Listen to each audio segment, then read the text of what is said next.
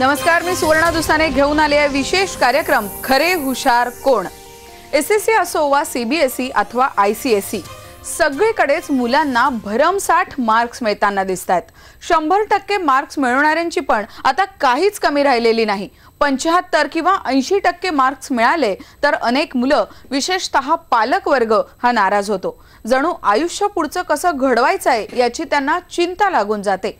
मुलांना चांगले मार्क्स मिळालेच पाहिजेत या विरोधात आम्ही नाही, पण जे रोजच्या शिक्षण पद्धतीपासून दूर गेले आहेत किंवा काहीतरी जगावेगळं करण्याचा जे विचार करतायत ते सुद्धा आयुष्यामध्ये यशस्वी झाल्याची शेकडो उदाहरणं आहेत। त्यामुळे खरंच फक्त मार्क्स मिळवणारे हुशार की मार्क्स न मिळवता यशाच्या उच्च शिखरावर पोहोचणारे हुशार हा प्रश्न उपस्थित होतो आणि म्हणूनच आम्ही घेऊन आलोय विशेष कार्यक्रम खरे हुशार कोण।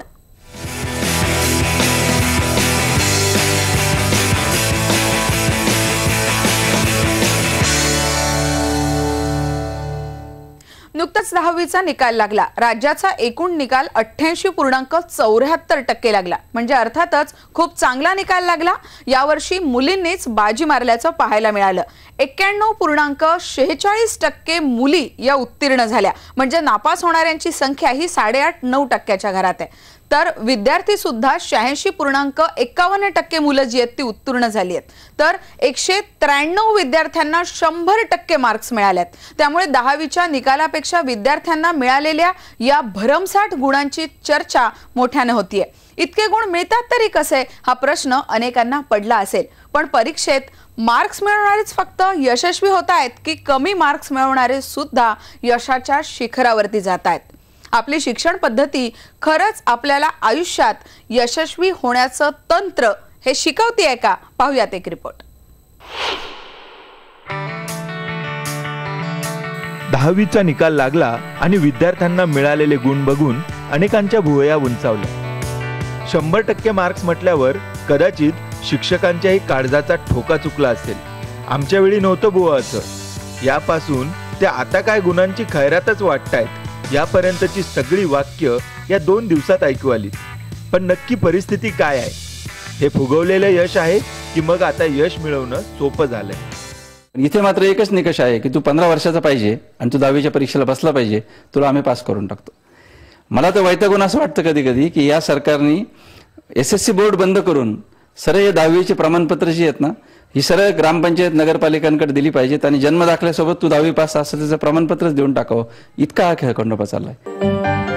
भाषेत मिळालेले गुण, बेस्ट ऑफ 5 ची सोय, आर्ट्स आणि स्पोर्ट्सचे 12 गुण, काही करून विद्यार्थी पास झाले पाहिजे। संस्थांचा निकाल जास्तीत जास्त लागला पाहिजे। याच्यामध्ये तोंडी परीक्षेमध्ये सरसकट 18 ते 20 मार्क दिले जातात।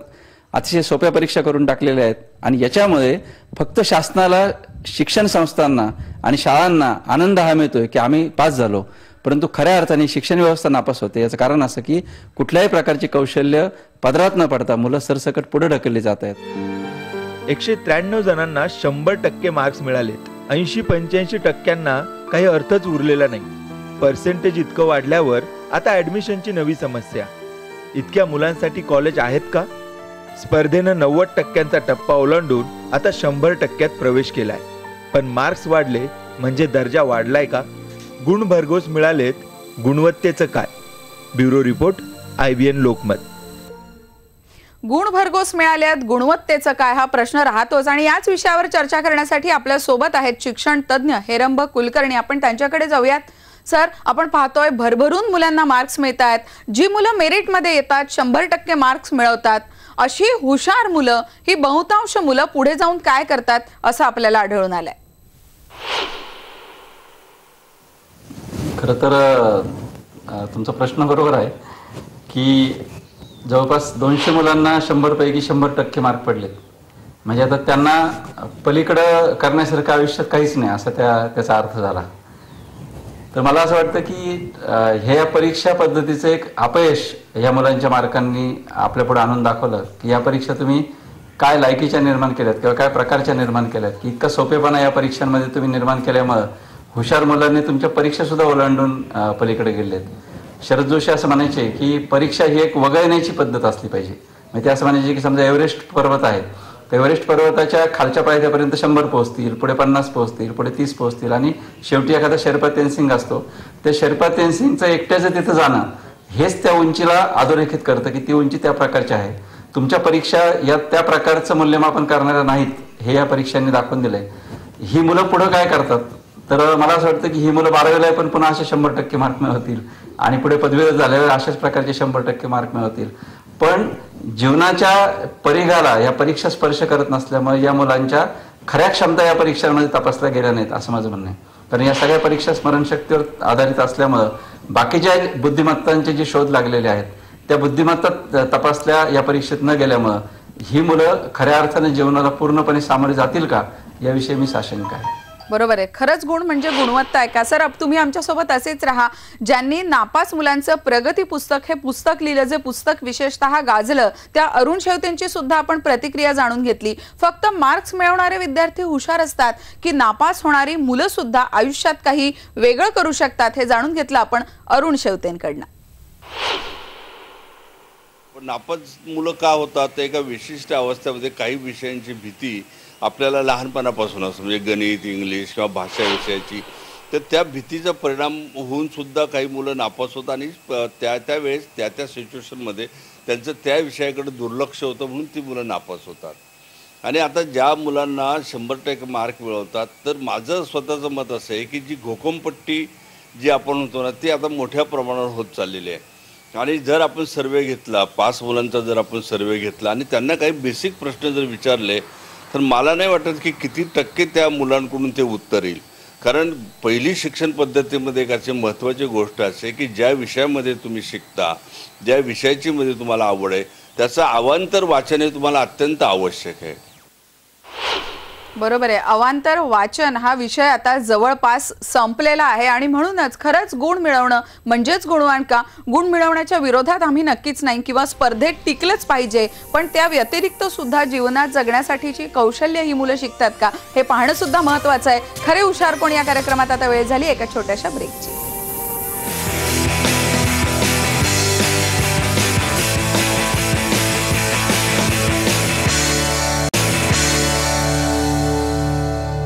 ज्यांना कमी मार्क्स मिळाले आहेत किंवा जे नापास झाले आहेत त्यांनी जगावेगळा इतिहास घडवलाय. काही उदाहरणं पाहिली तर लक्षात येईल, शाळेत चौकटीबद्ध जे शिकले नाहीत, जे वेगळ्या मार्गाने गेले ते कोणत्या ना कोणत्या क्षेत्रात यशस्वी झालेत. महाराष्ट्राचे माजी मुख्यमंत्री वसंतदादा पाटील, प्रसिद्ध अभिनेते शाहरुख खान, अमिताभ बच्चन, दादा कोंडके अशा दिग्गजांना शालेय जीवनात विशेष कामगिरी करता आलेली नसली तरी त्यांनी मात्र आयुष्यामध्ये यशाच्या शिखरावर अत्युच्च अशी कामगिरी केली आहे. त्यांचं कर्तृत्व सगळ्यांचेच डोळे दिपवणारं आहे. आणि याच विषयावर बोलण्यासाठी आपण पुन्हा एकदा हेरंब कुलकर्णी सरांकडे जाऊयात. सर, आपण पाहतोय खरं तर नापास विद्यार्थ्यांनीच इतिहास घडवलाय असं म्हणायला हरकत नाही हे सगळं पाहिल्यानंतर. आणि याच संदर्भात तुम्ही एक सर्वे सुद्धा केला होता. जी मुलं मेरिटमध्ये येतात ती काय करतात आणि नापास होणारी पुढे काय करतात. काय होता हा सगळा सर्वे आणि काय माहिती यातनं पुढे आली आहे? हो, तुम्ही म्हणाल ते बरोबर आहे. मी एक सर्वे केला होता. तो सर्वे काही वर्षापूर्वी जेव्हा 10वी-12वीला मेरिट लिस्ट असायची त्या काळामध्ये केला होता. की मी काय केलं की वर्तमानपत्राच्या सगळ्या कार्यालयांमध्ये जाऊन त्या काळामध्ये एक फॉर्मॅट असायचं की एखादा मेरिटमध्ये मुलगा आला की त्या मुलांना मग त्याची मुलाखत द्यायची आणि त्या मुलाखतीमध्ये सांगायचं की मला पुढं काय व्हायचंय. तर मी अहमदनगर शहरामध्ये तेव्हा सगळ्या वर्तमानपत्रांचे कार्यालय होते, तर सगळ्या आवृत्त्यांचे वर्तमानपत्र जमा केले आणि पूर्ण महाराष्ट्रातल्या सगळ्या वर्तमानपत्रातून मला 196 मुलांची मनोगत त्या काळात मला मिळाली होती. आणि त्याच्यामध्ये मी त्याचं बायफर्गेशन केलं तर तुम्हाला आश्चर्य वाटेल किंवा धक्का बसेल की 196 पैकी 99 मुलांनी आम्हाला इंजिनियर व्हायचे असं सांगितलं. त्यानंतर 70 मुलांनी त्याच्यापैकी आम्हाला डॉक्टर व्हायचे सांगितलं.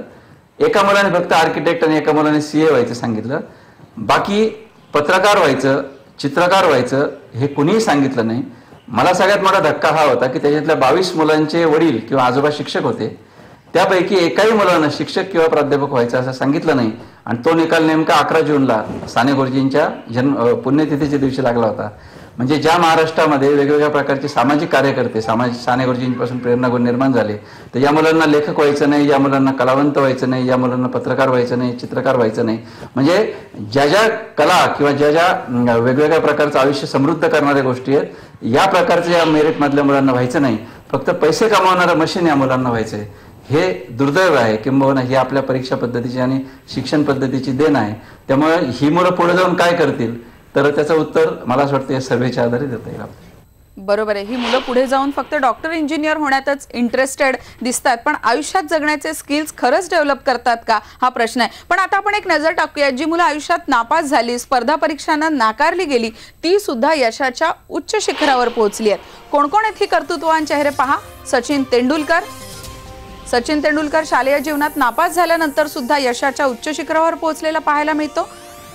विन्स्टन चर्चिल, ब्रिटनचे माजी पंतप्रधान, इंदिरा गांधी, भारताच्या माजी पंतप्रधान, तर RK लक्ष्मण हे सुद्धा आपल्या शालेय अकॅडमिक जीवनात विशेष यश मिळवू शकले नव्हते. तर RK नारायणन, मालगुडी डेज ज्यांचं लिखाण प्रसिद्ध आहे, त्याचबरोबर कुसुमाग्रज, सुशील कुमार शिंदे, अल्बर्ट आइन्स्टाईन, जे कृष्णमूर्ती. खरं तर असंख्य नावांची यादीच आपल्याला सांगता येईल की ज्यांनी खरं तर शालेय जीवनात किंवा परीक्षांमध्ये विशेष यश मिळवलं नाही, पण यशाच्या एका उच्च शिखरावरती ते जाऊन पोहोचलेले दिसतात. आपण काही अशी उदाहरणं सुद्धा पाहिली शालेय जीवनात ज्यांनी मार्क्स मिळवले नाही, पण त्यांची कामगिरी डोळे दिपवणारी आहे. अरुण शेवते, ज्यांनी नापास मुलांचं प्रगती पुस्तक हे पुस्तक लिहिलं, त्यांची प्रतिक्रिया आपण जाणून घेतली. त्यावेळी त्यांनी काय सांगितलं ते ऐकूया. सगळ्यात महत्त्वाचं उदाहरण म्हणजे असं की शरद पवारांचं उदाहरण आहे. तर शरद पवारांना 11वी मध्ये त्यांना फक्त 35% मार्क मिळाले होते, आणि आता 35% मार्क मिळवणारे शरद पवार ते राजकारणामध्ये मोठे आहेत. नंतर कृषी क्षेत्रामध्ये त्यांचं महत्त्वाचं योगदान आहे, त्यांचा स्वतःचा पक्ष आहे, बाकी त्यांचं म्हणजे चौफेर नेतृत्व आहे. तर मग इथं मार्क्स आणि याचा प्रश्न कुठे येतो? म्हणून कमी मार्क मिळवणारे अशा अनेक माणसांची उदाहरणं सांगता येईल. परंतु कमी मार्क जरी ज्यांनी मिळवले असले तर त्यांच्यामध्ये एक स्किल असतं. बरोबर, कमी मार्क्स मिळवले असले तरी त्यांच्यात सुद्धा एक स्किल आहे, ते सुद्धा जाग करण्याची आवश्यकता, विशेषतः पालकांना हे स्किल शोधण्याची आवश्यकता या निमित्तानं व्यक्त होते. खरे हुशार कोण यामध्ये वेळ झाली एका छोट्याशा ब्रेकची.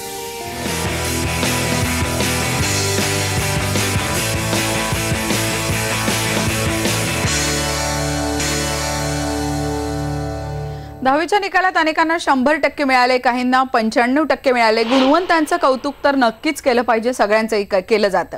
पण असा एक पठ्य आहे ज्याला पास होण्याची खात्री नव्हती, तो अचानक पास झाला. त्याला तब्बल 55% मार्क मिळाले आणि त्यानं मुंबईतल्या प्रभादेवीत चक्क बॅनरच लावला. असे सुद्धा आगळे वेगळे या जगात पाहायला मिळतात. पुन्हा एकदा आपण अरुण शेवतेंकडे जाऊयात. आताची ही सगळी स्पर्धा पाहता मार्क्स मिळवणं हे तर महत्त्वाचं आहे, पण जगताना आसक्तीनं, क्रिएटिव्हिटीनं जगणं हे सुद्धा किती महत्त्वाचं आहे हे जाणून घेतलं अरुण शेवतेंकडनं.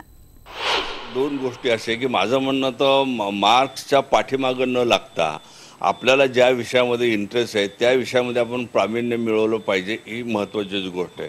पण त्याच्याबरोबर आपल्याकडची जी क्रियाशीलता आहे, क्रिएटिव्हिटी जी ही शोधण्याची सध्या गरज आहे. म्हणजे माझं म्हणणं की नोकरीसाठी तुम्हाला अर्थार्जन करणं गरजेचं आहे, पण ती एक गोष्ट केलं तर एक सेकंड गोष्ट तुमच्याकडे अशी पाहिजे की जेणेकरून तुम्हाला आनंद मिळाला पाहिजे. त्याच्यामध्ये तुमचं बौद्धिक स्किल जे आहे हे स्किल तुम्हाला दिसलं पाहिजे. आणि पुन्हा पुन्हा तोच प्रश्न येतो की या सगळ्या गोष्टी शाळेच्या प्रारंभापासून मुलांच्या मनावर बिंबवल्या पाहिजे. बरोबर आहे. आपण पुन्हा एकदा शिक्षण तज्ञ हेरंब कुलकर्णी सर त्यांच्याकडे सुद्धा जाऊयात. सर, जी मुलं नापास होतात मग त्यांचं पुढे काय होतं? काही उदाहरणं आपल्याला देता येतील का ज्यांना कदाचित शाळेत मार्क्स नसतील मिळाले पण इतिहास घडवलाय? बरोबर आहे. म्हणजे आता सचिन तेंडुलकरचं मार्कशीट मध्यंतरी सोशल मीडियामध्ये बरंच फिरत होतं, तेवढं एक उदाहरण पुरेसं आहे. अरुण शेवतेंनी जे एक पुस्तक संपादित केलंय नापास मुलांची गोष्ट, तर ते पुस्तक वाचल्यानंतर इतकी मोठी माणसं नापास झाली ते आपल्याला खरंच वाटत नाही.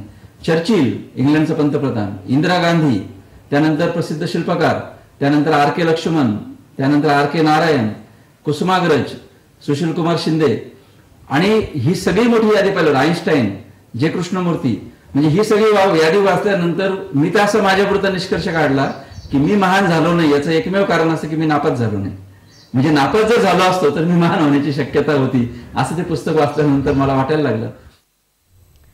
बरोबर आहे. विद्यार्थ्यांनी नापास व्हावं असं आम्ही नक्कीच म्हणत नाही. स्पर्धेमध्ये टिकलं पाहिजे, पुढे गेलं पाहिजे, पण नापास झालेल्यांनी सुद्धा नाउमेद होण्याचं कारण नाही, निराश होण्याचं कारण नाही. अनेक विद्यार्थी कमी मार्क्स मिळाले म्हणून आत्महत्या करतात, निराश होतात. पण हा कार्यक्रम पाहिल्यानंतर आपल्याला नक्कीच लक्षात येईल की ज्यांना कमी मार्क्स मिळाले किंवा नापास झाले ते आयुष्यात यशाच्या शिखरावरती पोहोचलेत.